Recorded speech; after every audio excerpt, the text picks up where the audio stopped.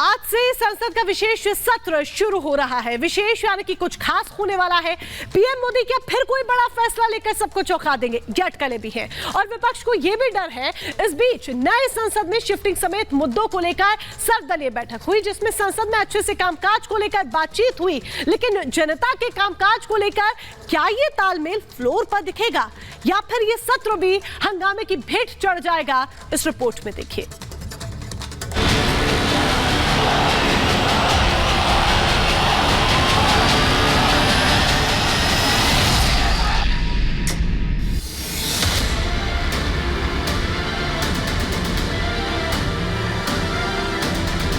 देश में मॉनसून खत्म होने वाला है, फिजाओं में सर्दी बढ़ने वाली है, लेकिन सियासी गलियारों में अब सरगर्मियां बढ़ती ही जा रही हैं। संसद के विशेष सत्र को लेकर कई दिनों से संग्राम जारी है, जो अब तक बाहर लड़ा जा रहा था, मगर 5 दिनों के सत्र की शुरुआत के साथ ही ये लड़ाई अब फ्लोर पर लड़ी जाएगी। ऐसे में संसद के विशेष सत्र में क्या कुछ होने वाला है, संसदीय कार्य मंत्री से खुद ही सुन लीजिए। First day there will be discussion in the old parliament. Next day there will be photo session in the existing parliament building, and from 20th there will be regular government business. Modi सरकार 2024 के चुनाव और विधानसभा के 5 राज्यों में होने वाले semifinal से पहले क्या कोई बड़ा कदम उठाने वाली है? क्या आर्टिकल 370 जैसे फिर केंद्र सरकार सबको चौंका सकती है? इसकी उम्मीद देशवासियों को तो है, लेकिन सर्वदलीय बैठक और सत्र का एजेंडा सामने आने के बाद भी विपक्षी खेमे में आशंकाएं कम नहीं हो रही हैं। सरकार की मंशा सरकार जाने, कोई चमत्कार करना चाहते हैं कि ना चाहते हैं ये सरकार खुद जाने, लेकिन हम लोग हमारी तरफ से अपना मुद्दा हम लोग रख दिए हैं। ये बेरोजगार, महंगाई, ये हमारे चाइना बॉर्डर पे जो चीनी फौजों की, जम्मू कश्मीर की आज की स्थिति, सारे चीजों पे सरकार ध्यान दे। दिल्ली में सर्वदलीय बैठक में केंद्रीय मंत्री राजनाथ सिंह, प्रहलाद जोशी, पीयूष गोयल और विपक्षी दलों के कई पार्टियों के नेता शामिल हुए। इस दौरान संसद के विशेष सत्र का एजेंडा क्या होगा, इसे लेकर सभी नेताओं के बीच बातचीत हुई। जानकारी के मुताबिक इस बैठक में 34 पार्टियों के 51 नेता शामिल हुए।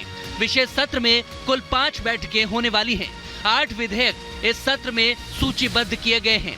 इस लिस्ट में वरिष्ठ नागरिक बिल भी शामिल है और 19 सितंबर को ये सत्र नई संसद में शिफ्ट हो जाएगा। नई संसद में जाने को लेकर कहीं उत्साह है तो कहीं सियासी घमासान छिड़ा हुआ है। नई पार्लियामेंट की बिल्डिंग बनी है, मैं समझता हूं कि इसकी जरूरत थी, मगर नई बिल्डिंग बनाने से पार्लियामेंट और जमहूरियत मजबूत होगी, ये पार्लियामेंट के चलने से होगा, ये पार्लियामेंट के स्पिरिट में सरकार को काम करने के तरीके से होगा। और ऐसा नहीं है कि आप एक ही दिन में बिल डालें और दूसरे दिन उसको पास कर लें। तो पार्लियामेंट चलना भी चाहिए। पार्लियामेंट की इमारत, नई इमारत की खूबसूरती उसकी स्ट्रक्चर में नहीं बल्कि उसके चलने में होगी। हर सत्र महत्वपूर्ण होता है क्योंकि संसद में आपको अपनी बात रखने का अवसर मिलता है, चर्चा में भाग लेने का अवसर मिलता है। मैं चाहता हूं विपक्ष के लोग उसमें चर्चा में भाग लें, दुम दबाकर भागे ना, क्योंकि पहले जो पिछला सत्र हुआ उसमें अधिकतर दिन तो उन्होंने खराब किए थे बाइकआउट करके।